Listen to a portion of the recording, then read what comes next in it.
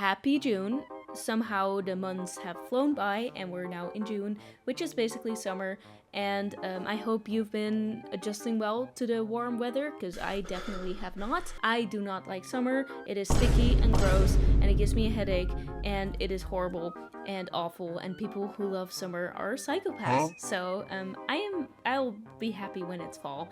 But it was a great month, so let's get into it. We did so much cool stuff, but it's a very top heavy month. So let's get into it. We left off April with The Mix, and we started May with The Mix. And you know what that's like if you watched the last video, which you definitely should, and also like and subscribe, please, maybe. So we finished The Mix. It was a very, very nice process. It's always good to mix with Roy, and I'm happy to report that this time it was even better, and we're so proud of the result. And we took these really cute Polaroids in the studio. Roy took them of us, and I think they're hilarious, and I wish I had them in my house. And then we had the master.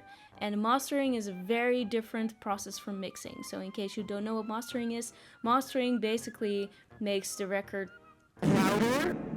And that may sound weird, but like when you listen music on a streaming service or on a record, everything is like equally loud. And that's very important. You can't have songs sounding like they're underwater or like super hi-fi or that sort of thing.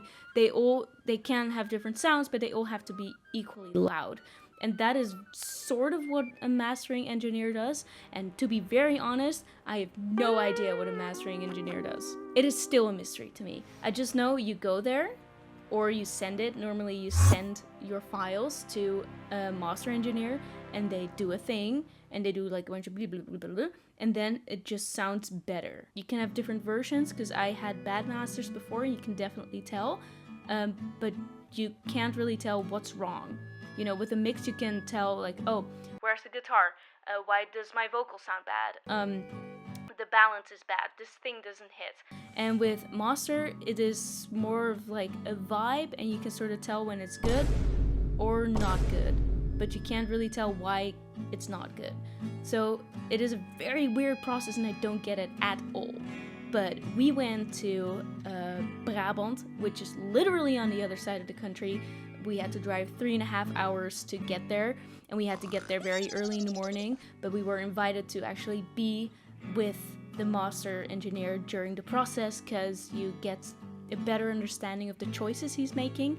And a lot of mastering engineers don't go for this, but we have the best of the best in the country, and he's awesome. He has this really cute mastering studio, which is very different from a recording studio. It is only gear, so there's no instruments, there's no cute little fluff pieces, amps, that sort of thing. There's only weird knobs and like big tables of like little knobs and things you can like shove around, and he has a very big screen, and the whole room is specifically engineered for audio. And it's such a weird part of music and making an album, and it's not like we get to have a say in a lot of things because we don't know what he's doing. It is such a mysterious thing people do. It's for audio nerds. It's very much the scientific side of audio, like physics and stuff. But he is very good at it, and he had so many interesting explanations of his choices. Like, okay, I'm doing this, and I'm this frequency, I'm taking it out, so this thing has more room. And some of the songs didn't change that much, they just got a little bit of a boost. And some songs really just, it was like you had a flashlight and you shine a light on it and it finally starts to sparkle. That was a very, very magical thing to be a part of. And we left with a record, which was an insane feeling. We listened to it in the car ride back on the worst car speakers. Was horrible. I almost thought Wissel did a bad job. And then there was a rainbow, which was actually a really nice sign of like, I chose to take it as a sign. You worked really hard. Here's your final product, which you can be very proud of. And that was such an amazing feeling. So we were super proud, and it was really weird. My parents drove us all the way there. They were going to hike there. So that was a great deal. Some of the themes on the record are very close to my chest. There are things I don't talk about at all. Most people don't know about any of the things that that are going on in my head. Only if you listen to my music you can kind of tell. And it was a very weird experience to sit in a car with my parents and then listen to those really dark themes or like confessions about my life. So it was really, it was like such a weight off my chest to know, okay, the album is finished. We get to listen to it a couple of times and then say yes or no to the master. But if we approve, the album is done. And since we've approved it, like last week I approved the final masters and the album is done. So, we also had a big show. We played at Grzapolski, which is a great festival. It's very close to my hometown. We were very lucky to get booked there. That was a big surprise. And between the past couple of months or weeks, it was basically, we finished the record, we rehearsed for the show, then we were gone to mix for like a week. Then between the mix and the master, we just rehearsed like a bunch. So every day was like the new record. It was like new record, new stuff, new era. So I've been living in the new Moonloops era for a bit. And this was the first time we were gonna share it. So it felt like a really, really big deal, not just because the show was so big, but also because it was the first time we were gonna share new music, like fully new music. I haven't released anything new since 2024. That was kind of scary, and we have a new band and they're amazing, but you never know how it's gonna be until you do your first show, and it was such a big show, so that was kind of scary. I made t-shirts for everybody, so I bleached clouds onto the t-shirt because I really wanted the band to be uniform. I wanted everyone to be together, you know? I like, for some shows it's fine that everybody wears whatever they want, but sometimes I want us to be a team. So that's why I was like, okay, we need a uniform, but I want people to have some kind of individuality as well. So I make the t-shirts and you wear something that matches it, and then we're a little family. And then I made these really cute bleached cloud shirts and they came out so cute. So I was really happy about that and everybody was so excited for them.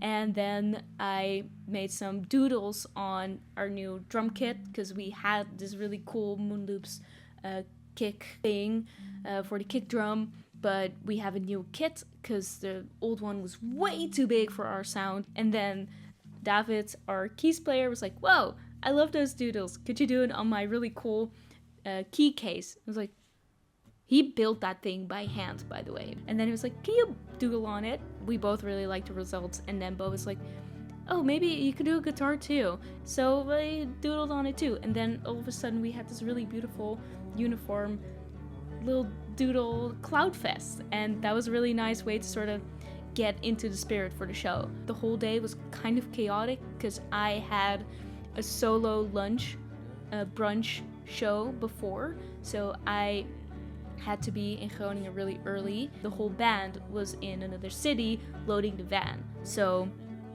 that stressed me out because I didn't grab my own stuff. So I had to trust them that they brought everything and everyone, and I couldn't control it, and I hated that. And then they were late picking me up because they messed up like gas stuff. So I was just waiting, getting more and more anxious. But we made it in time, and we were early actually. There was no reason for me to stress at all. We arrived together and it was raining, the weather was disgusting, and then we went upstairs to the room we were gonna play, and we were backstage on that room, like literally backstage. I was like, oh, this is pretty big. And then they said, no, the stage is on the other side. And then the room was literally 3 times as big. It is definitely one of the bigger rooms we've ever played. It was very high. The stage was big, not the biggest stage we've ever played on, but still like really sizable. It was beautiful. There was like light coming through the windows. It was all very industrial. It was really cool.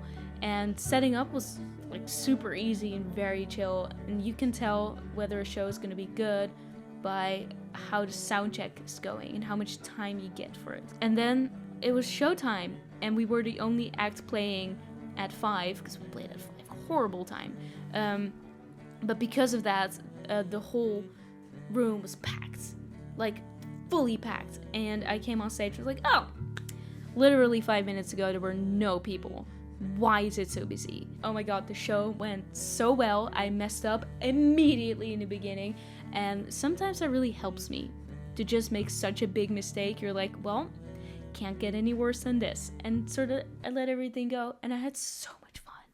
It was so much fun. The crowd was amazing. The new songs went really well, and like, it was so much fun, dude. And we had so much fun together, and the crowd was having a blast, and there were just so many people. It was actually a really fun day. We played some pinball. We watched a couple of acts. It was just such a fun day. It was such a fun day. We had such a great time. So, thank you, Krasnopolski. And thank you everyone who was there, because a bunch of you were there, and it was so much fun. And it was such a great way to kick off the new era, because it really felt for me like, okay, we've started. And after that, there was nothing going on. And that's really weird. We now have weekends. I've not had a free weekend without any Moonloop stuff since, I don't know, August last year. Gotta say, I don't love it. I need something to look forward to. Not having anything to do is like really weird for me. Really strange, because it's hard to like pick up the slack again, you know? You get to sort of wallow in, oh my god, everything's done for like a week. And then it's really hard to get yourself going again and like to make things happen. But that being said, we did have a pretty cool like past 2 weeks. We went to see Harry Styles. We went to see our friends Captain J Wright. They are really cool and fun, and that was really great to see them. We had a family day, which was really good to see all of my family again, because they all live very far away, so whenever we do see them, it's always like, oh my god, it's been so long. That was really nice. I made a scarf. I'm really, really proud of it. Look, it's little fishies, and it's double-sided. It is a double knit scarf. I made it for a friend, and I am going to take commissions. She commissioned it. Yeah, it is going to be expensive because this takes me approximately 1 million hours, and I write the patterns myself. But yeah, I'm going to start taking commissions for like these kind of scarves now. So hit me up if you want one. It is all handmade with love. And I got a new sketchbook because I filled up my last one. And I thought I'd like a bigger size, and now I'm really intimidated by it.